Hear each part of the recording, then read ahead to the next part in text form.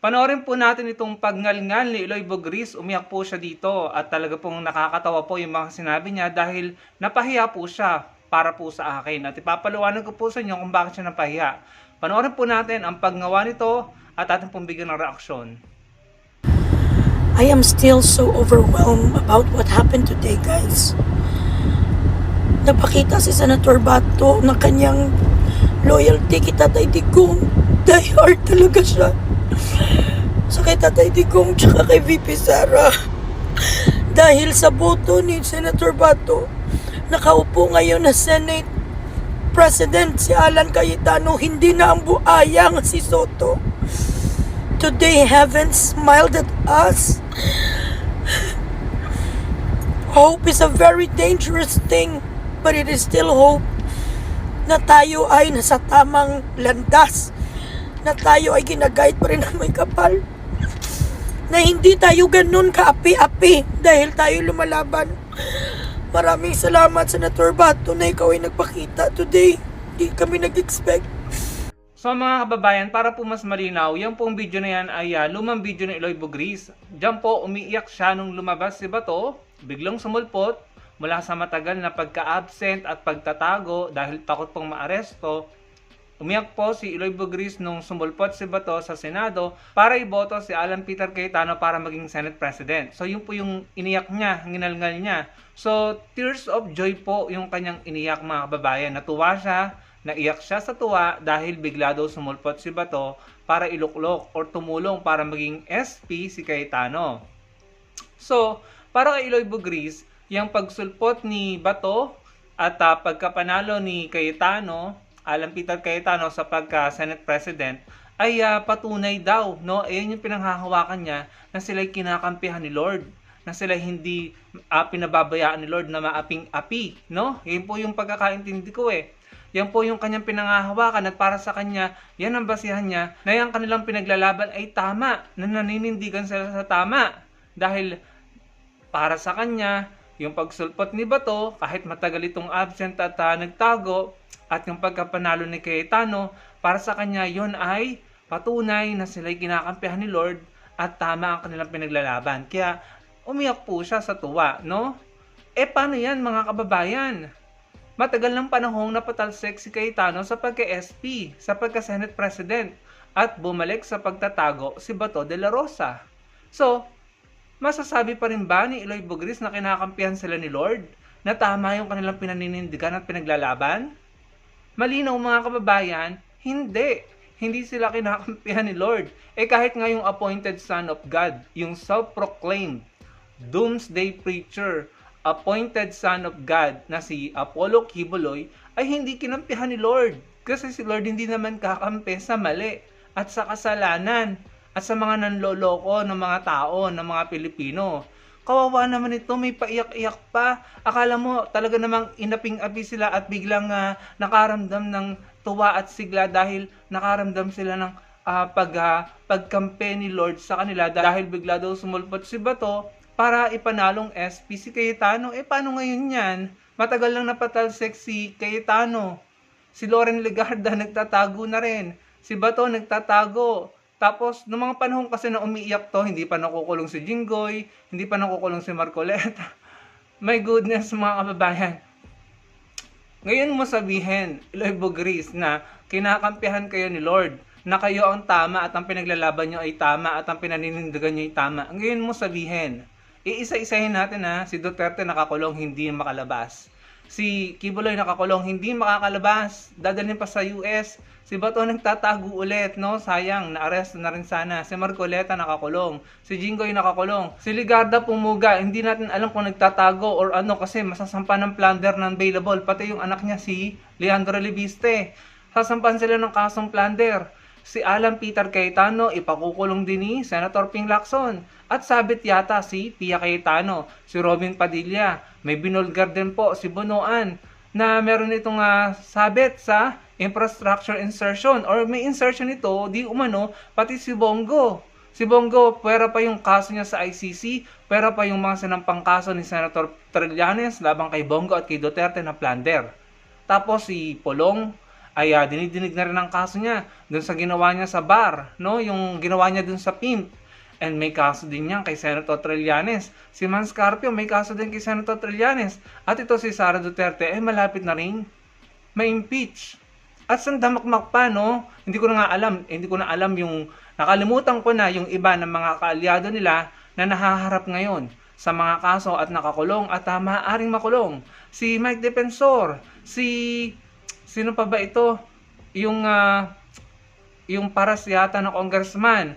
Si Kiko Barsaga, may matinding kaso din niya, mabigat na kasong libel mula kay Razon. 'Di ba?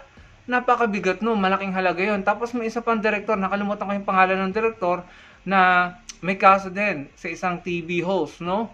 Dahil dun sa ginawang pelikula. So, pambihira mga kababayan.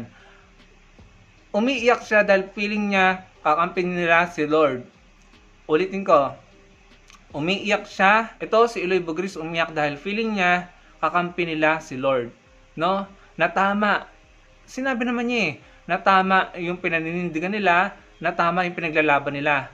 Masasabi niyo pa rin ba mga DDS na kayo ang tama? Sandamakmak ang kaso ng mga poon nyo, nakukulong, nagtatago, nagpapa-asylum. Sukol na kayo mga DDS. May umuugo nga na balita na si Sara Duterte ay gusto nang makipag-usap kay PBBM. Ito naman po ay rumors pa lamang naman, no? Hindi pa konfirmado. Sinasabi na si Sara Duterte ay nagpapa-arrange ng closed door meeting with PBBM na parang gustong sabihin na magre-resign na lamang ako, hayaan mo na lamang akong tumakbo sa 2028. Parang ganun po, no? Yun po yung naririnig ko. Pero again, lilinawin natin, hindi po kumpirmado yan. Pero kung totoo po yan, edi nakikita po natin na may guilt, no? Na guilty kapag yan ay totoo, no? Kung totoong ginagawa ni Sara Duterte yan. Kasi parang gusto niyang takasan, yung mga dapat niyang takasan, and then makatakbo lamang siya sa 2028. At para pag nanalo, burado na lahat. Absuelto na rin ang mga kaalyado na nakakulong. Hindi po tama yun, ano? Pero again, hindi po kumpirmado yan. Yan po yung umuugong, kumakalat na usap-usapan. Pero going back kay Eloy Bugris, imulat mo mata mo, gumising ka, delulu ka, delusional, dahil ang layo mo sa katotohanan. Umiiyak-iyak ka, feeling mo, kakampi nyo si Lord, na feeling nyo, tama ang pinaglalaban mo, feeling mo, tama yung pinanindigan nyo, pero in reality, mali. Maling-mali. Ang layo nyo sa katotohanan kasi nga, yung mga poon nyo, mga idol nyo, ang nasusukol, napaparusahan, nakukulong, nakakasuhan, at nagtatago. Yan ay katibayan na mali kayo. Maling-mali. Mali ang pinaglalaban nyo. Kailan nyo imumulat ang mga mata nyo? Kaya nasabi ko mga kababayan na may paiyak-iyak pa siya, nakakatawa. O ngayon mo sabihin yan na matagal ng panahon na patalsik si Cayetano bilang SP at balik sa pagtatago si Bato de la Rosa. So, yan ba? Yan ba ang kakampi ni Lord? Hindi kayo kakampihan ni Lord. Hindi naman uto-utong si Lord. May goodness, no? Talagang, kasi pati si Lord dinadamay as much as I don't want to i-involve si Lord sa gantong usapan, no? Pero itong mga ito, dinadamay si Lord. Pinapalabas sa kakampi sila. Pero sila naman itong laging kinakarma, minamalas, at napaparusahan kahit ngayon mga vloggers nila, di ba? So, kayo na po ang humusga mga kababayan. Nakakatawa po talaga sila. Feeling nila sila up to now feeling pa rin nila sila yung tama. Kahit kitang-kita na mali ang pinaglalaban nyo. Mali. Kailan kayo gigising? Kailan nyo imumulat ang mga mata nyo, mga DDS? Siguro, wala na. Hopeless case na kayo. Siguro sa puntong ito, hindi na namin aasahan na magbabago pa ang mga isip nyo, na kayo maliliwanagan pa. Kasi ewan ko, humaling kayo sa mga Duterte na kitang-kita naman ang mga kasalanan, ang mga pagkakamali. Mantakin mo si Pulong, inuundayan ng saksak yung pimp doon sa bar, no? Mali yun pero nagawang ipagtanggol, i-justify. Mantakin mo, walang resibong pinapasa si Sara Duterte sa COA, pero talagang ipagtatanggol. Mali na ginastos yung confidential funds sa pagbili ng gamot at pagkain. Talagang ipagtatanggol. Walang patunay na may accomplishments report. Ipagtatanggol. Susuportahan. Gagawa ng palusot. So wala na po talaga mga kababayan. Kahit nga si Duterte, umaming nagnakaw siya, umaming nagme-Mary Jane, at kahit pa aminin ni Duterte yung mga kasalanan niya sa harap ng mga DDS, at kahit pa gumawa ito ng kasalanan or krimen sa harap ng mga DDS, sa tingin ko, sabi nga ni Senator Trillanes, ipagtatanggol pa rin nila yan, gagawa ng palusot, i-justify. So wala na po talaga, hopeless case na po talaga, no?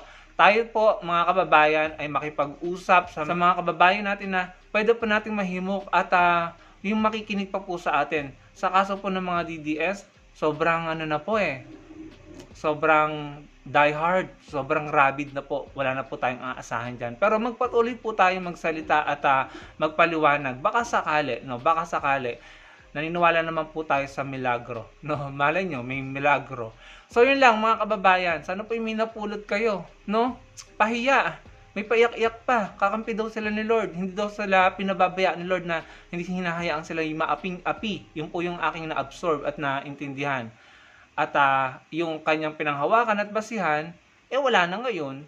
Balik sa pagtatago si Bato, napatalsik si Cayetano sa pagka-SP. So, hindi kayo kakampi ni Lord at mali ang inyong pinaglalaban at pinaninindigan. Mali, mali, mali. Mali kayo mga DDS.